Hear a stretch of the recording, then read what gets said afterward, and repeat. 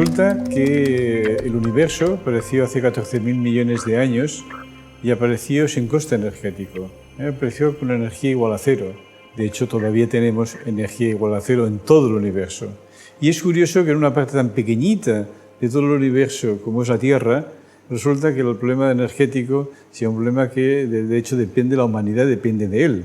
La pregunta es, ¿cómo ha sido posible que la humanidad tenga en estos momentos tanta necesidad de energía?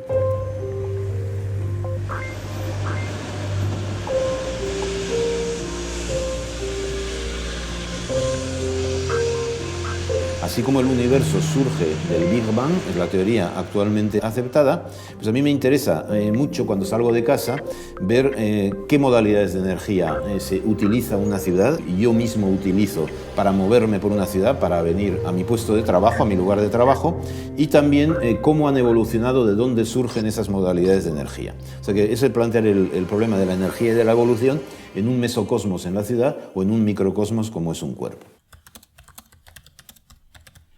Uno de los grandes problemas de la humanidad, por no decir que es el más importante, es la energía. Porque la energía la necesitamos para vivir, la energía la necesitamos para comunicarnos, la energía la necesita nuestro cerebro para pensar. Y ligado al problema de la energía está también el problema de la evolución. Si hemos evolucionado, si los seres humanos actuales, ¿no? Hemos llegado a ser seres humanos desde los primeros seres unicelulares, ha sido gracias a un proceso evolutivo que ha conllevado también consumo energético. Yo mismo, claro está, tengo que desarrollar mi propia energía para andar. Es decir, uno se puede levantar más energético o menos energético. O también la energía mental, uno puede estar desanimado, puede estar deprimido, no tiene ganas de hacer nada. Entonces ahí hay dos modalidades de energía, la energía corporal, la energía física, o la energía mental, o cerebral, como se quiera decir, que también son formas de energía que yo mismo encarno, pero que no solo encarno yo, sino que también encarnan pues, los cuerpos vivos en general.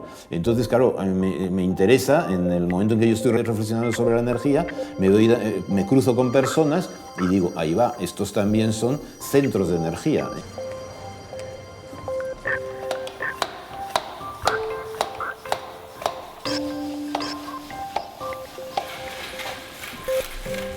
Bueno, yo, como habéis visto esta mañana, para llegar a la facultad, he cogido mi bicicleta, he venido aquí. ¿Qué es lo que he visto durante la trayectoria? He visto casas, he visto coches, he visto un tranvía, he visto que las personas caminaban, respetaban los semáforos. A fin de cuentas he visto orden. ¿Cómo es posible que haya aparecido tanto orden? Ese orden ha necesitado de energía, ha necesitado de consumo energético y de decisión. Y las decisiones también conllevan un consumo energético. Así pues, la energía es uno de los elementos fundamentales de la historia de la humanidad y todavía más del futuro de la humanidad. Yo esta mañana paseando ya por el río Urumea, por la desembocadura del río Urumea, que es un lugar donde yo paseo cotidianamente, no solo para ir al trabajo, sino también por otros motivos, vamos, simplemente para pasear, me fascina en la desembocadura del río Urumea el choque entre dos energías, entre la energía que baja de los montes, la energía hidráulica que baja de los montes y que es el río, y la energía que es el mar, que es una energía suscitada ni más ni menos por la luna. Entonces a mí me fascina, en el sentido filosófico fuerte de la palabra, el hecho de que una persona a diario puede ver el gran choque entre dos energías, la energía fluvial y la energía marina, pero todo ello encauzado por la polis. Y todo esto, digamos, en un orden, la generación del orden de la ciudad en lo que si no sería un caos, ¿no? Y produciría pues, una enorme marisma, que es lo que San Sebastián era históricamente y sigue siendo, un humedal, un enorme humedal. Todo ese orden, como he dicho antes, conlleva energía. Y si no hubiera energía, habría caos. Y eso lo podemos entender muy bien cuando entramos en el cuarto de nuestros hijos o en el cuarto también de los mayores que están desordenados. Si tenemos un sistema cerrado, la entropía, el desorden de ese sistema cerrado tiende a aumentar con el tiempo. Si no hay una mano externa que va y pone orden, el desorden acabaría dominando la habitación entera. Estamos consumiendo mucha energía para crear ese orden en el que nos podemos comunicar, en el que nos podemos transportar, en el que, bueno, a fin de cuentas, se desarrolla nuestra vida. El Cursal también, el edificio de Moneo, son dos cubos que son precisamente la presencia de la ciudad para parar la fuerza del mar. Y los cubos de cemento están todos distribuidos en la desembocadura del río Urumea. Entonces la idea de Moneo es brillantísima, ¿no? O sea, el arte, la ciudad se manifiesta ante el mar. Entonces ese contraste y el hecho de que la ciudad haya puesto dos cubos en donde hay música, hay arte, hay cultura, justo enfrente de la fuerza salvaje física del mar, a mí me produce, vamos, me parece francamente emocionante y por eso me suelo detener allí. Hoy, al detenerme allí, pues he visto dos chorlitejos y entonces también los he visto, cosa que no se me había ocurrido, por eso me he parado un momento a verlos, he estado medio jugando con ellos también, como formas de energía, o sea, ver, claro, con un tipo de modalidad de energía que nosotros no tenemos, que los seres humanos no tenemos, la energía de volar. Imaginemos el caso de una crisis energética global. De entrada, pararía la evolución, pero no solamente pararía la evolución, sino que nos haría retroceder. Podría ser que la civilización, dentro de 200 o 300 años, si no hemos solucionado el problema energético, podamos ser una civilización que viva como vivíamos hace 500 o 600 años. Con lo cual, sociedades menos desarrolladas que la nuestra resistirían mejor el paso del tiempo. Si la electricidad se va en Nueva York, pues es una auténtica hecatombe. Vamos, se queda la gente en los ascensores, en los rascacielos, la ciudad se para, sufre una catástrofe. Esa catástrofe no es natural, es una catástrofe energética, ¿pero por qué? Porque un sistema muy complejo, como es una ciudad, de repente vive, en el fondo se sostiene gracias a la energía, y entonces si deja de llegar la energía, se colapsa. Ligado a la energía están las fuentes de energía. ¿Qué energía queremos consumir en el futuro? Sabemos que hay energías contaminantes, hay energías menos contaminantes, pero que la sociedad rechaza por su posible peligrosidad, y ahí yo creo que es un problema que no solamente se tiene que debatir a nivel político, sino que sería un debate a nivel de toda la humanidad. Yo creo que en el futuro más inmediato, posiblemente la única solución que tenga la humanidad será hacer una mezcla de todas ellas, ¿no? Pero si pensamos en un futuro más lejano, yo creo que tenemos que pensar en una nueva fuente de energía. Y yo la única nueva fuente de energía que vislumbro es la energía de la fusión nuclear.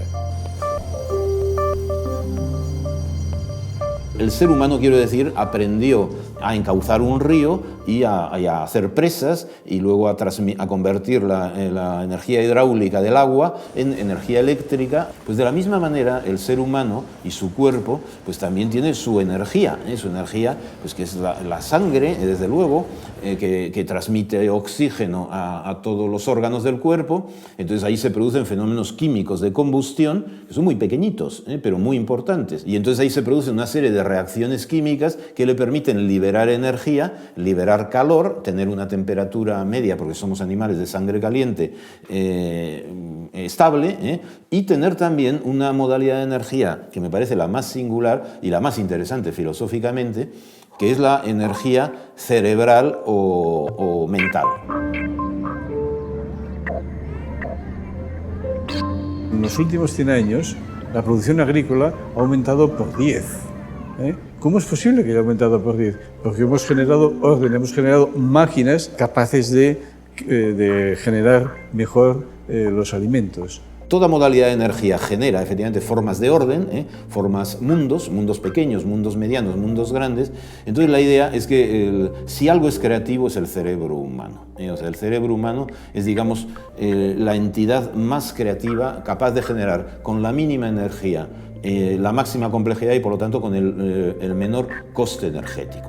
Pero además ese cerebro nos lleva a pensar porque ha tenido tiempo para evolucionar y ha llegado a un grado de complejidad con un consumo mínimo de energía.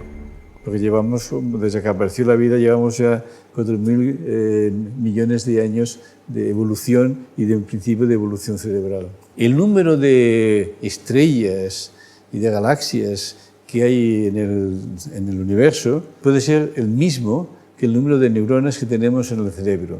Pero hay una diferencia fundamental, que mientras que los diferentes objetos celestes no se comunican prácticamente entre sí, las neuronas se comunican entre sí. Pero eso significa también que los temas, los grandes temas, por ejemplo, energía y evolución, pueden ser estudiados en el macrocosmos, o sea, digamos en una cosmología y en una teoría del universo, pero también pueden exactamente igual ser investigados en una teoría en los microcosmos o en los mesocosmos o incluso hoy en día ya en los nanocosmos. También ahí nos podemos plantear la dicotomía entre cómo el hombre puede pensar un problema y cómo la energía puede llevar un camino completamente diferente, ¿no? Lo que muchas veces se habla de la fuga energética, que la fuga energética a veces no puede coincidir con las trayectorias que estamos pensando a través de nuestras ideas concebidas en el cerebro. En algunos casos, efectivamente, la mente humana va por el camino más corto y entonces tiene una intuición, pero otras veces no, otras veces por el contrario, tienes que volver a repetir y dar 100 vueltas, hasta que al final se te ocurre una idea.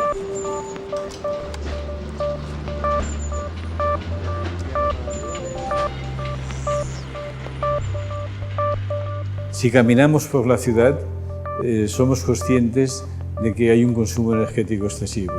Estamos haciendo un consumo excesivo de energía y nos falta un poco de limitar dicho consumo. El ser humano, la vida moderna, es demasiado dependiente de la energía. Una ciudad, por ejemplo, tiene un coste energético enorme para funcionar. Necesita muchísima energía para que funcionen los edificios, para que haya vida, para que haya transportes, para que circulen los autobuses. Yo he cogido el autobús esta mañana para venir aquí también, ¿no? Es otra modalidad de energía, en este caso ya mediante gasolina, ahora ya producida en base a criterios ecológicos, ¿no? Los autobuses de San Sebastián son todos autobuses ecológicos y ya contaminan muchísimo menos que lo que contaminaban antes, ¿no?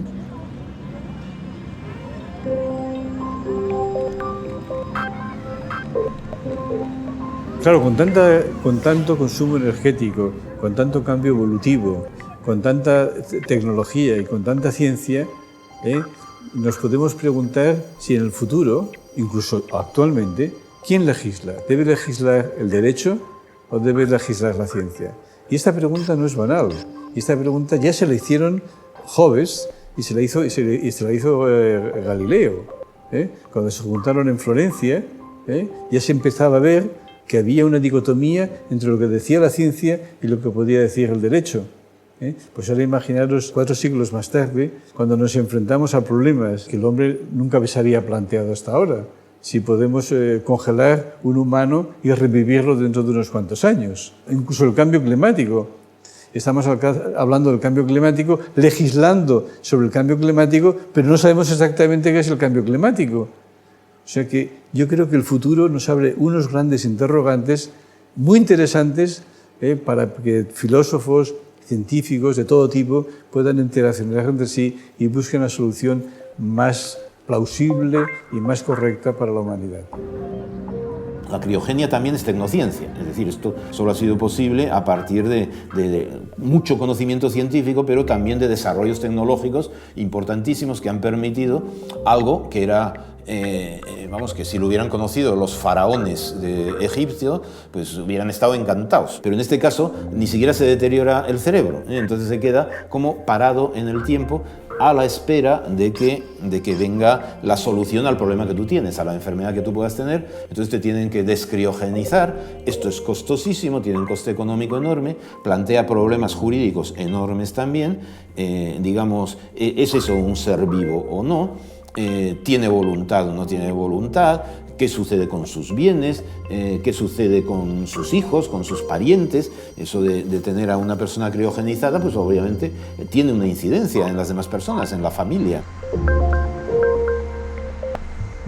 Eso nos lleva al hecho más importante, yo creo que de los tiempos modernos, que de hecho ya se dio en el pasado. En el pasado los hombres sabían de todo porque había poco conocimiento. Ahora es imposible que un hombre sepa de todo. Por eso lo que es importante es que existan equipos multidisciplinares, donde convivan y coexistan e intercambien opiniones todas las personas capaces de generar pensamiento creativo.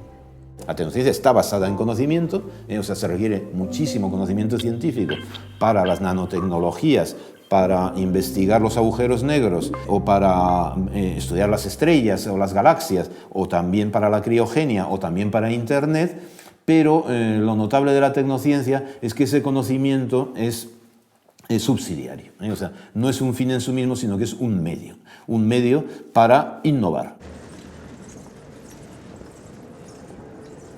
Yo creo que la complejidad de los ordenadores todavía no es comparable con la complejidad del cerebro. Eso sí, con la miniaturización de los transistores, la rapidez de operación de las máquinas se está aproximando a la rapidez de operación del cerebro, pero no su complejidad. Ahora, no hay que descartar el que en un futuro no muy lejano, evidentemente, tengamos máquinas que piensen y que simulen prácticamente lo que es un cerebro humano.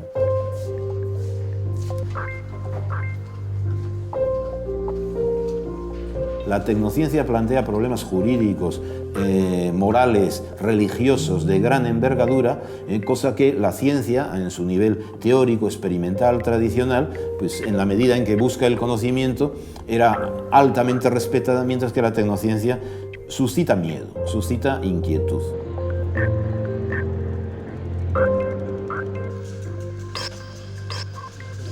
Tampoco podemos negar el hecho de que es posible que en el futuro se esté pensando en conectar neuronas a chips electrónicos, con lo cual nuestro cerebro estará conectado a un ordenador, a este ordenador podría estar conectado a otro cerebro, con lo cual tendríamos una conexión hombre-máquina que nos llevaría evidentemente a una nueva especie humana.